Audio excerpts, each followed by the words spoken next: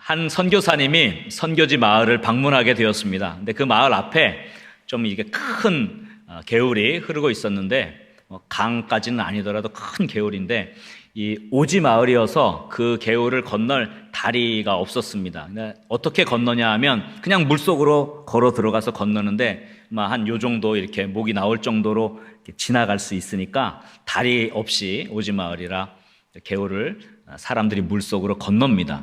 그런데 희한한 광경은 마을 사람들이 개울을 건널 때 머리에다가 이게 큰 무거운 돌을 하나씩 낑낑 이고 그 물을 건너는 겁니다. 그리고 개울을 다 건너면 그 돌을 그냥 버려놓고 가요. 그래서 아니, 귀한 것도 아닌데 저거를 애써서 저렇게 옮겨놓고 저걸 또 버려두고 가는 게 도대체 무슨 일인가? 물 건너는 것도 힘든데 왜 고생스럽게 좀 무거운 돌을 머리에다 이고 건널까? 이렇게 궁금했어요. 그래서 그 이유를 이제 마을 사람들에게 물어보았습니다. 그 마을 사람들이 대답이 이렇습니다. 개울이 보기에는 이렇게 깊지 않고 잔잔하게 보이는데 개울 중앙쯤 가면 그 개울 바닥에 강한 물살이 흐른다는 거예요. 그래가지고 그냥 사람 몸무게로 이렇게 건너가면 그 밑에 물살이 너무 세가지고 중간에 휩쓸려서 그냥 물결에 떠내려간대요. 그래서 목숨을 잃을 위험이 있다는 거예요. 그래서 무거운 돌을 이렇게 이고 가면 그 무게 때문에 어떻게 해요? 물살을 견디고 무사히 건너갈 수 있다는 것이에요. 그러니까 이 무거운 돌을 지고 가는 이유를 알게 되니까 왜 저렇게 끙끙대면서도 저 돌을 머리에 이고 물을 건너가야 될까? 그거를 알게 된 겁니다. 큰 돌을 이고 가는 것, 기꺼이 할 수 있는 이유를 깨닫게 된 것입니다. 우리 삶에도요, 이렇게 머리에 이고 가야 되는 큰 돌이 반드시 있습니다. 이 돌들은 우리의 삶을 무겁게 하는 것이고 힘들게 하고 고생시키는 그런 고난들일 수 있습니다. 이런저런 고난이 끊임없이 우리에게 다가옵니다. 좀 편하게 지나갈 수 없을까? 편하게 이 인생의 개울을 좀 건널 수 없을까? 쉽게 해결할 수 없을까? 하지만 항상 고생스러운 일들, 힘든 상황들, 쉽지 않은 문제들이 늘 우리 머리에 놓인 돌처럼 무겁게 다가옵니다. 갑자기 자녀의 문제로 고민이 시작되고요. 경제적인 어려움이 급작스럽게 다가오기도 하고요. 또 예기치 아니한 병이 나에게 다가와서 왜 나에게 이 어려움이 생겼나 고통스러울 수도 있습니다. 왜 이렇게 삶이 힘들까 낙심할 수도 있습니다. 그러나 그 고난의 큰 돌이, 우리 머리 위에 놓여진 그 돌이 우리 인생의 개울을 무사히 건너고 또 세상의 급류에 휩쓸려 떠내려가지 않도록 해주는 그런 영적 장침을 깨닫게 된다면 우리는 그 큰 돌을 지는 것도 기꺼이 감당할 수 있는 줄 믿으시기 바랍니다. 고난의 이유를 깨달으면 그 고난을 어떻게 해요? 너끈히 이겨낼 수 있는 것입니다. 그러므로 믿음의 사람들은 끊임없이 자신에게 주어진 이 고난의 문제를 하나님의 뜻과 무엇과? 하나님의 뜻과 연결시키려고 해야 합니다. 대부분의 사람들은 고난 자체의 마음이 빼앗깁니다. 즉 그 무거운 돌의 무게의 마음이 뺏겨요. 그래서 돌을 내려놔버려. 어떻게 그냥 여기서 그만둘까? 이런 생각을 가지게 되는 것입니다. 그러나 그런 순간 어떻게 돼요? 급류에 휩쓸려 가게 되는 거거든요. 그 고난 자체에 몰두하면 그렇게 돼요. 그러나 하나님의 사람들은요, 늘 기도하면서 묻습니다. 하나님, 왜 이런 고난을 나에게 허락하셨습니까? 하나님, 무슨 뜻이 있어서 이 고난을 주셨습니까? 물어보는 거죠. 그러니까 믿음의 사람들은 모든 고난 가운데서 항상 무엇을 찾는 겁니까? 하나님의 뜻을 찾는 겁니다. 그 고난의 이유를 기도로 물어보고 깨달아서 고난을 너끈히 이겨내는 사람들인 줄 믿으시기 바랍니다. 사도 바울이 오늘 이 에베소서 3장의 본문을 통해서 자신이 고난을 너끈히 이겨낼 수 있는 고난의 이유를 분명하게 밝히고 있어요. 세 가지 요소가 있는데 오늘 두 가지 먼저 할 건데요. 여러분, 오랜만에 에베소서 강의 나는 교회입니다 시리즈로 돌아왔습니다. 여러분, 에베소서 1장, 2장의 내용을 통해서 사도 바울은 감옥 속에서도, 사도 바울이 어디서 쓰고 있다 그랬어요? 감옥 속에서 지금 쓰고 있잖아요.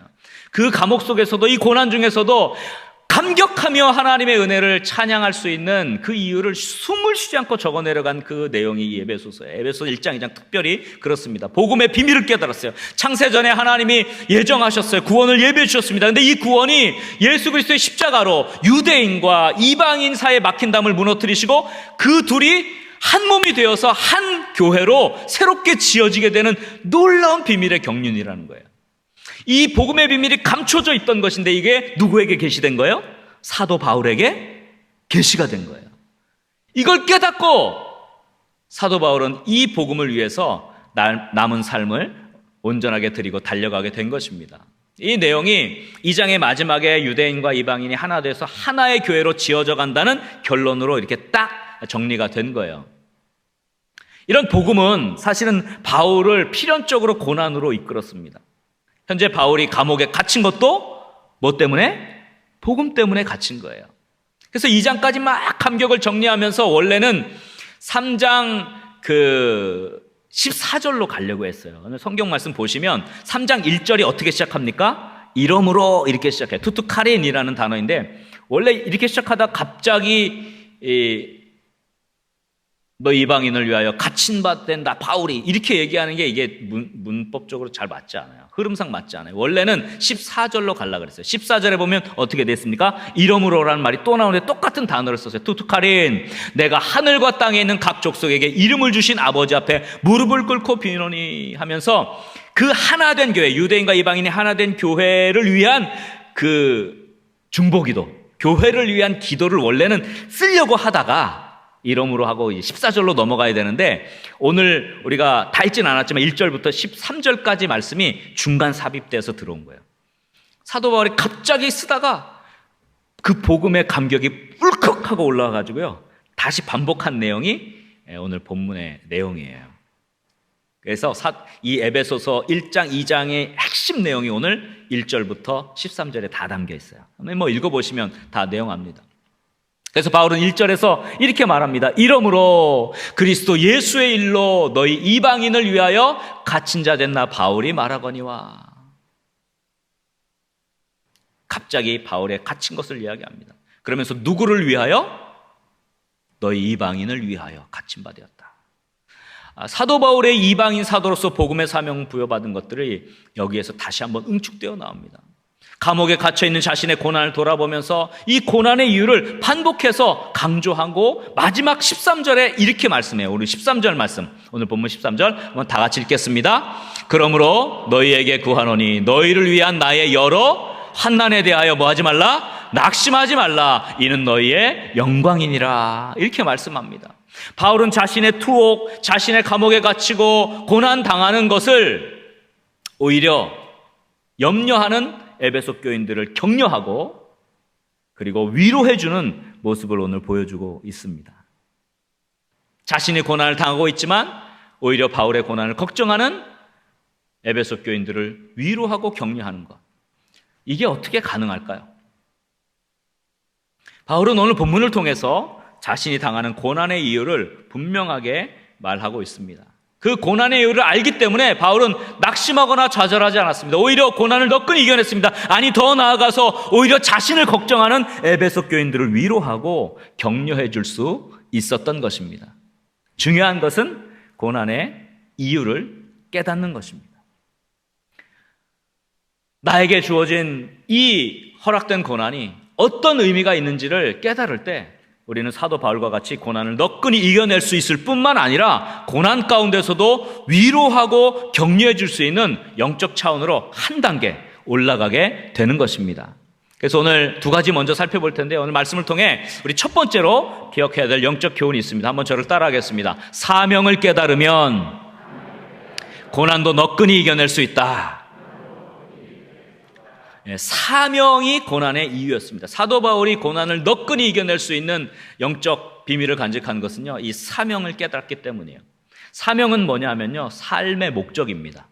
내가 무엇을 위해 살아야 하는지, 무엇 때문에 하나님이 나에게 지금까지 생명을 주셨는지 그 목적을 깨닫고 삶의 의미를 깨닫는 것, 그게 사명이죠. 그럴 때 우리는 고난을 더 끈히 이겨낼 수가 있습니다. 자, 하나님이 지으신 모든 만물들은요, 나름대로의 목적을 다 가지고 있어요. 즉, 하나님이 창조하실 때 목적 없이, 사명 없이 창조된 존재는 없습니다. 믿습니까? 여러분, 개인에게 분명히 하나님이 생명 주신 이유가 다 있다는 거예요. 모든 것이 하나님의 섭리 안에 들어있어요. 그래서 잠언 기자는 이런 이야기를 했어요. 잠언서 16장 4절에 이렇게 말합니다. 여호와께서 온갖 것을 그 쓰임에 적당하게 지으셨나니, 심지어는 뭐라고요? 악인도 악한 날에 적당하게 하셨느니라. 하나님이 지으신 모든 창조의 세계에서는요, 의미 없는, 목적 없는 것이 하나도 없어요. 여러분, 우리 인생의 존재 가치가 어디 있습니까? 하나님이 지으신 목적에 맞게 사느냐, 거기에 달려 있는 것입니다. 당연히 하나님의 형상으로 창조된 사람은 더 그렇죠. 내가 학생을 가르치는 교사다. 그럼 그 사명 갖는 거예요. 어려울 때가 있죠. 학생들이 말을 안 들을 때 있고. 그러나 그때에도 그 교사의 사명을 가진 사람은 그것도 이겨내는 겁니다. 공공기관을 운영하는 그런 공무원들이 계십니다. 또 병자를 고치는 의사들이 있습니다. 국민을 위해 봉사하는 여러 수많은 사람들, 정치인부터 시작해서 다 있어요. 사명을 잃어버리고 엉뚱한 데 뺏기게 되면 삶이 의미를 찾지 못하는 거죠. 시민의 발이 되어주는 운전기사분들도 마찬가지고. 모든 것들이 다 각각의 사명이 있는 거예요. 힘들죠. 그러나 사명이 있는 사람은요, 고난을 이겨낼 수 있는 것입니다. 그래서 모든 사람들이 각각의 사명을 가지고 목적에 부합되게 살아갈 때 가치가 있는 거예요. 더 중요한 것은 하나님이 주신 그 목적, 하나님의 목적을 제대로 알고, 즉 사명을 깨닫고 그것에 부합되게 사는가 하는 것이 더 중요한 것입니다. 오늘 본문에서 사도 바울이 이렇게 고백합니다. 오늘 본문 7절 말씀 한번 다 같이 읽겠습니다. 복음을 위하여 그의 능력이 역사하시는 대로 내게 주신 하나님의 은혜의 선물을 따라 내가 일꾼이 되었노라. 무엇을 위하여? 복음을 위하여 일꾼이 되었노라. 사도 바울은 분명하게 선언합니다. 정확한 삶의 목적이 언급돼요.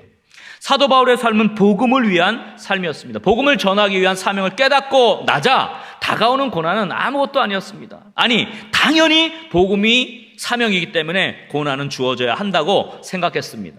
왜냐하면요, 여러분, 복음에는요, 반드시 고난이 수반되기 때문에 그렇습니다.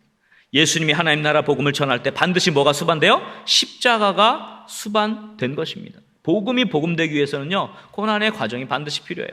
사도 바울이 분명히 사도 바울의 서신들, 많은 서신들 중에 계속해서 이 이야기를 합니다. 그중에 대표적으로 골로새서 1장 24절, 25절에 이렇게 고백합니다. 나는 이제 너희를 위하여 받는 괴로움을 기뻐할 수 있습니까? 괴로움을? 그리스도의 남은 고난을 그의 몸된 교회를 위하여 내 육체에 채우노라. 그러면서 25절에 이렇게 말합니다. 내가 교회의 일꾼 된 것은 하나님이 너희를 위하여 내게 주신 직분을 따라 뭐예요? 하나님의 말씀을 이루려 함이니라. 하나님이 나에게 준 목적이 있어요. 하나님의 말씀을 이루는 목적이 있어요. 그게 뭐예요? 복음의 사명인데, 이 복음은 반드시 고난을 동반하게 된다는 것을 알았던 것입니다. 왜? 십자가가 그것이기 때문에. 복음의 십자가. 그래서 디모데후서 1장 8절에 이렇게 이야기해요. 그러므로 너는 내가 우리 주를 증언함과, 복음이죠, 사명이죠, 또는 주를 위하여 갇힌 자 된 나를, 고난입니다, 부끄러워하지 말고 오직 하나님의 능력을 따라 뭐라고요? 복음과 함께 고난을 받으라. 여러분, 복음 사명을 깨달으면요, 고난을 이겨낼 수가 있어요. 어떤 권사님이 안 믿는 남편을 위해 평생을 기도했는데, 그렇게 오래 기도하고 눈물 흘리고 몸부림치고 인내하는데도 이 남편이 편할 기미가 보이지 않아요. 이제 그만해야겠다, 포기하고 싶은 마음이 굴뚝 같을 때, 그때 어떻게 해야 돼요? 그때 다시 사명을 깨달아야 돼요. 내가 이 집에 선교사로 부름을 받았다.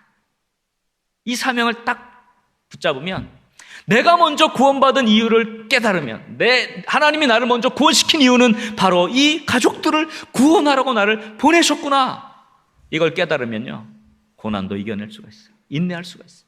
자녀를 위해 기도하다가 이제 더 이상 견딜 수 없는 상황에 놓였습니다. 도저히 안 돼. 자식을 믿음의 사람으로 만드는 거, 믿음의 가정을 이루는 거, 이것도 여러분 사명입니다. 사명이에요. 여러분, 유대인들이 가진 최고의 사명이 뭔지 아십니까? 유대인 부모가 하나님께 받았다고 생각하는 최고의 사명이 뭔지 아십니까? 자녀들을 여호와를 경외하는 사람으로 만드는 게 유대인 부모의 최고의 사명이라고 그렇게 생각을 합니다. 그래서 아무리 힘들어도 자녀들을 하나님을 섬기게 하는데 최선을 다해요. 그게 자기 일생의 업적이 돼야 돼요. 일생의 헌신이 돼야 됩니다. 그러니까 고난도 이겨내는 것이죠. 왜? 사명이기 때문에. 마찬가지로 우리도 마찬가지죠. 우리 믿음의 다음 세대를 키우는 사명을 하나님 주셨어요. 어렵더라도 그 사명을 붙잡고 나아가면 하나님께서 결국 모든 고난도 이겨내게 하시고 승리하게 하실 줄 믿으시기 바랍니다. 여러분, 교회에 맡겨진 직분 사명이 있습니다. 집사로서, 권사로서, 또 교사로서, 또 찬양대로서, 찬양팀으로서, 또 예배위원으로 봉사하는 여러 곳곳에 맡은 교회의 사명이 있어요. 때로는 그만 내려놓고 싶을 때 있죠. 굴뚝 같을 때 있어요. 좀 지쳐가지고 이 정도 했으면 됐지 하고 내려놓고 싶은 때가 있습니다. 그런 때에 깨달아야 됩니다. 하나님이 나에게 이 사명 주신 것을 깨달아야 돼요. 내가 사는 목적이, 내가 사는 이유가, 나에게 생명을 주시고 생명을 연장시켜 주신 이유가 바로 이거 하라고 아직 나를 붙잡고 계시구나. 그걸 깨달으면요, 견디게 되는 것입니다. 기도의 사명을 받은 분은요, 생명이 다하는 날까지 기도의 자리를 지키는 거예요.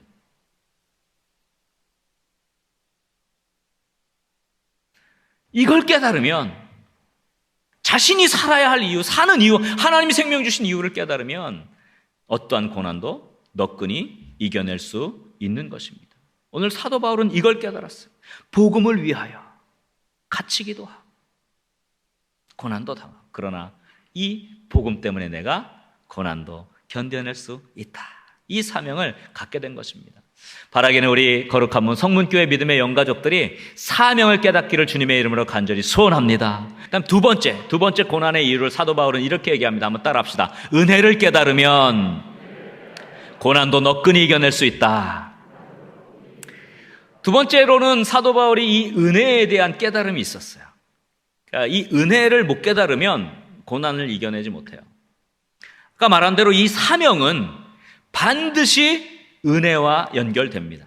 이게 기본적인 영적 구조예요. 사명은요, 은혜랑 연결되게 돼 있어요. 그래서 잘 보세요. 내가 맡을만 해서 일꾼이 되었다, 이렇게 생각하면 고난을 견뎌내지 못합니다.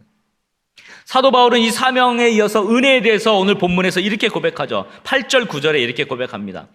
8절 말씀 한번 읽어보겠습니다. 모든 성도 중에 지극히 작은 자보다 더 작은 나에게 이 은혜를 주신 것은 측량할 수 없는 그리스도의 풍성함을 이방인에게 전하게 하시고, 모든 성도 중에 지극히 작은 자보다 더 작은 나에게 뭘 주셨어요?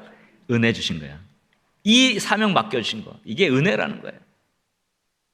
그러면서 9절에 이렇게 말합니다. 영원부터 만물을 창조하신 하나님 속에 감추었던 비밀의 경륜, 이 복음의 비밀이죠. 이것이 어떠한 것을 드러내게 하려 하심이라. 사명이에요, 사명.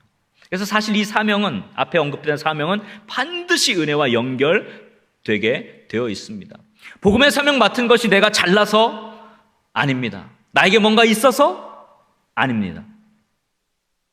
아무것도 아닌 나에게, 성도 중에 지극히 작은 자보다 더 작은 나에게 이 일을 맡기신 것은요, 은혜로 주신 것입니다. 믿습니까? 이 은혜를 깨달을 때 고난도 너끈히 이겨낼 수 있는 것입니다.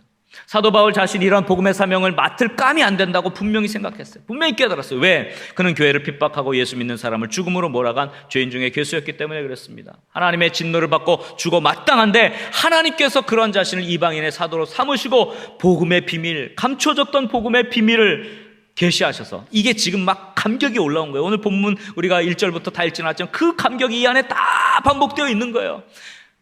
그래서 그 복음을 전하게 하신 거예요. 그러니까 감사할 수밖에 없어요.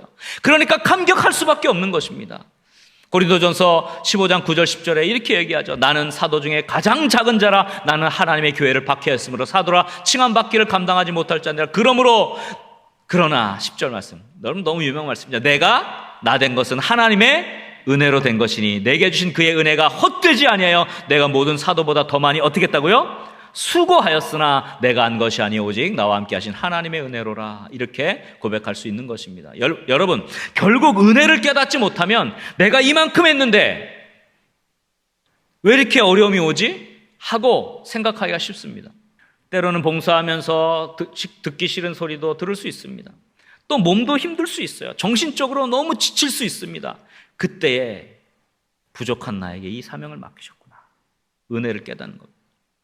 교사들은 부족한 나에게 이 아이들의 영혼을 맡기셨구나. 내가 부족한데. 하나님을 찬양하는 일에 내가 부족한데도 내 하나님을 찬양할 수 있는 직분을 나에게 맡기셨구나.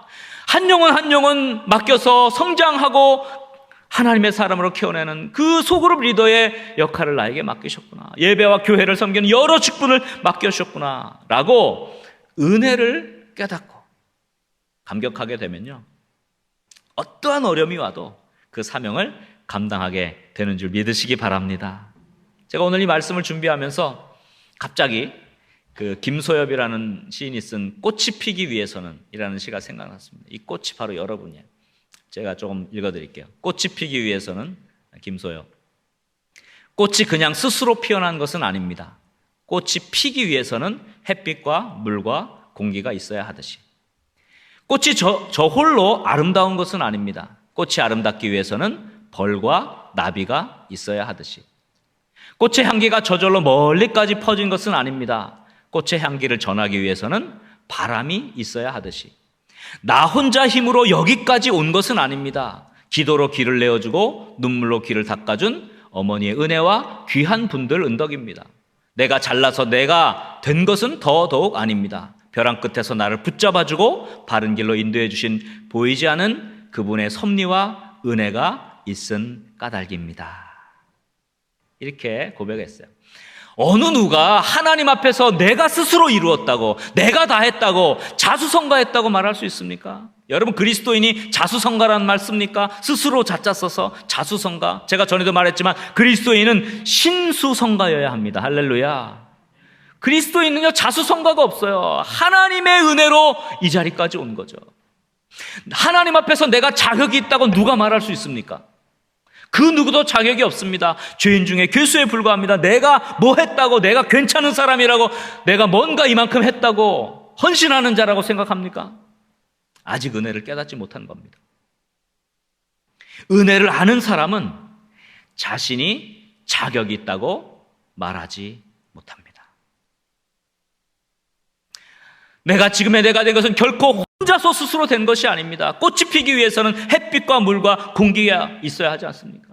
꽃이 아름답기 위해서는 나비와 벌이 있어야 합니다. 꽃이 향기를 날리기 위해서는 바람이 있어야 합니다. 나 혼자 여기까지 온 것이 아닙니다. 주님이 돕는 사람도 붙여주셨습니다. 믿습니까? 주님이 재물 얻을 능력도 주님이 주신 것입니다.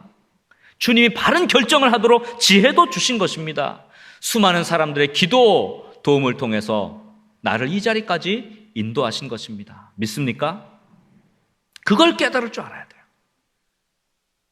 복음의 사명, 여기에 주신 은혜가 더해질 때 우리는 어떠한 삶의 고난도 너끈히 이겨낼 수 있는 줄 믿으시기 바랍니다. 고난이 다가와 흔들릴 때가 있습니다.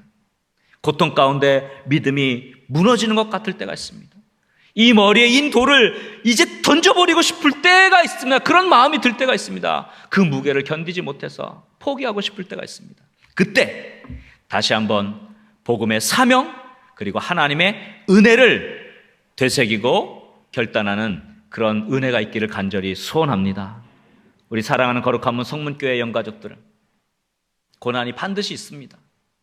머리에 인 돌이 반드시 있습니다. 그 무게 때문에 힘들 때가 있습니다. 그러나 그 고난의 이유를 깨닫고 하나님의 뜻을 발견하며 사도 바울과 같이 복음의 사명과 주신 은혜를 깨달아서 정말 맡겨진 나의 삶의 이유에 따라 사는 아름답고 복된 사명을 감당하는 고난도 너끈히 이겨내는 참 사명의 사람들, 은혜의 사람들 다 되실 수 있기를 주님의 이름으로 간절히 축원합니다. 한번 우리 옆 사람을 이렇게 축복합시다. 사명과 은혜를 깨달읍시다. 깨달으면 고난도 너끈히 이깁니다. 할렐루야.